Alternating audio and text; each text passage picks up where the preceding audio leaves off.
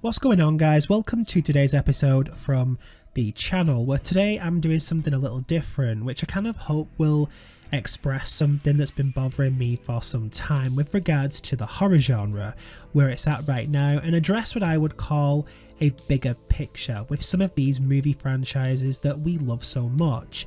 Granted, this is more of a personalised thing, so I don't expect people to have the same opinions as me, but I'm just sort of saying this because the current legacy sequel trend seems to be an ongoing one at the moment, and there's just something about this style of sequel that I'm not overly fond of. So let me start off by saying one thing. I have enjoyed a lot of the legacy sequels that have been released of late. Halloween 2018 being one, then there was Scream 2022, and it's a type of movie I am always intrigued to watch because they pluck at nostalgia for me, but then they also give me an enjoyable movie experience with something new relating to something old. But then there's the other spectrum of legacy sequels that sort of disappoint me.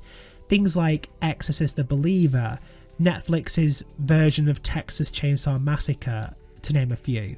But as I've been exploring what's to come for the future of horror movies, a lot are sort of riding this legacy sequel train, and I ended up asking myself a question. Have these type of sequels had a positive impact on the genre or a negative one? And after reflection, I have to say negative. I appreciate a lot of what these sequels set out to do, but the problem is that when you're revisiting a beloved franchise, you're taking the job of checkboxing things from the franchise that made it so popular.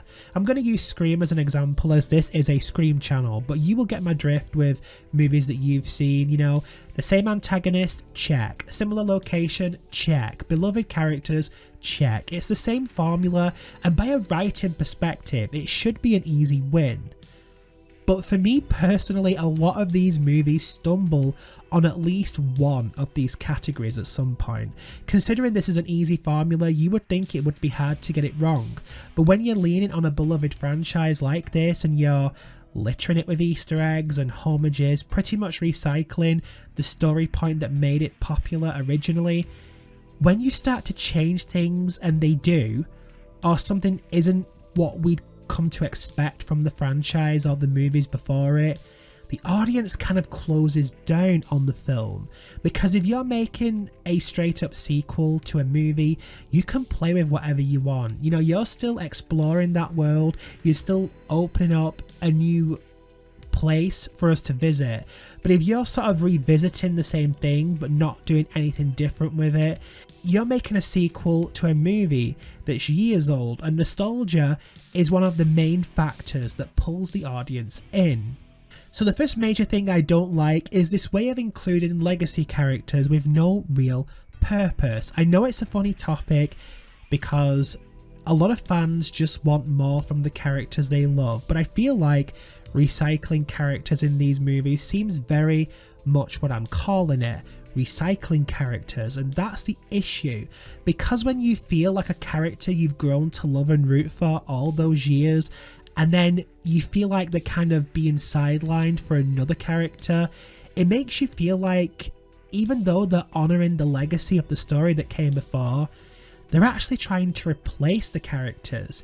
And that is hurtful for fans of these movies, especially when you have promised a reintroduction of someone and it ends up falling flat. I feel the only instance where this worked was with Laurie Strode in Halloween 2018, but I think by the time we reached Halloween Ends, I don't think they fully grasped how to conclude her story. It was kind of like the story was hanging over and they weren't entirely sure what to do with her in the end.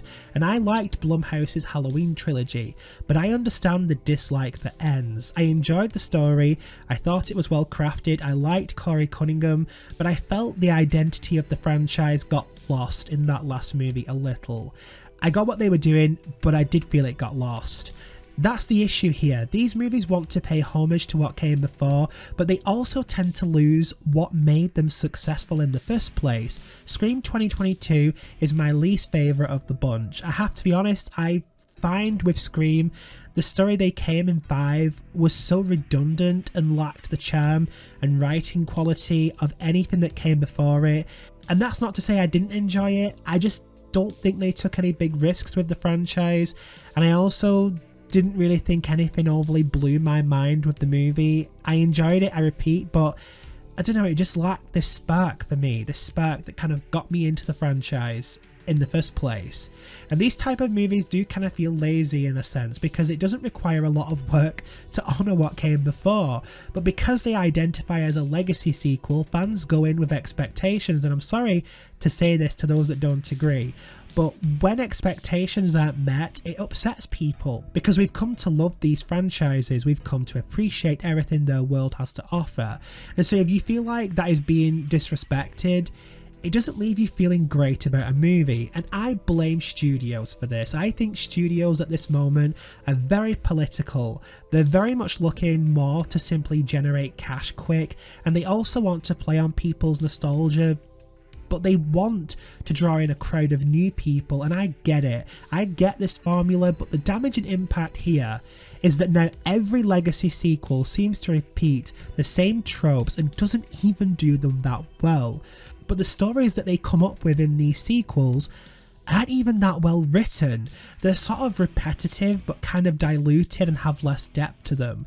It feels like they simply scratch the surface for plots, when in reality at this point in most of these movies we could go quite deep. You know, take us further down, we are very much prepared to go deep with these stories, and they leave you feeling like you expected more.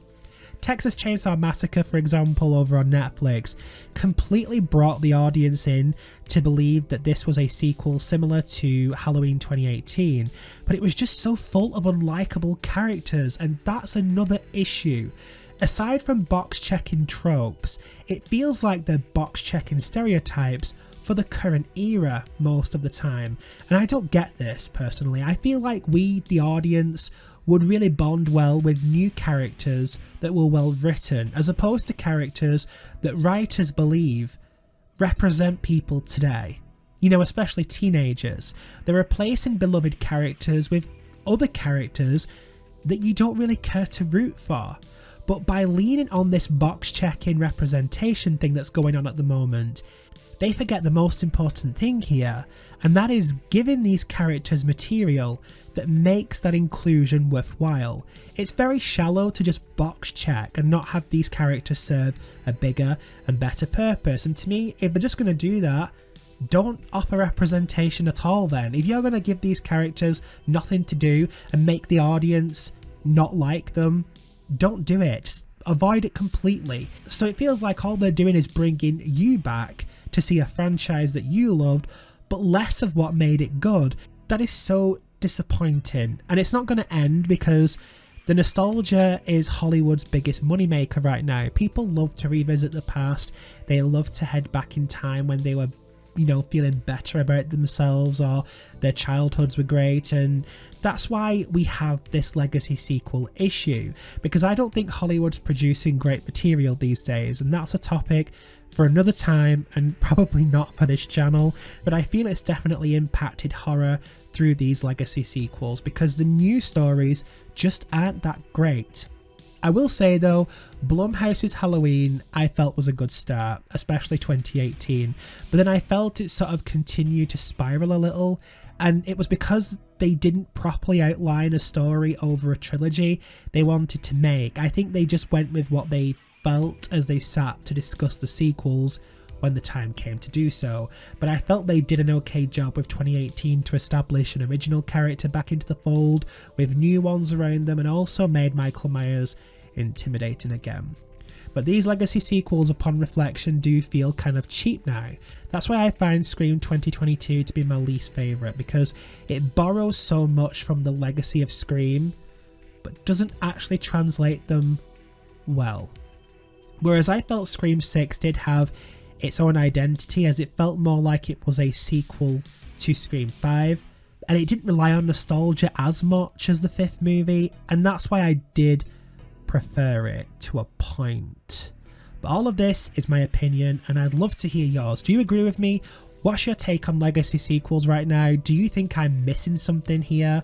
I'd love to hear your thoughts. If you can change my mind, you know, if you're on the complete opposite spectrum, come at me with it, tell me what you think. Am I wrong on this? But thank you so much. If you have stayed this long, please drop me a like, as it really does help this channel out. I know I keep asking you guys and I'm probably really annoying with it, but dropping a like really does help this channel and I would appreciate it. Consider subscribing if you haven't already, and I will see you in the next video.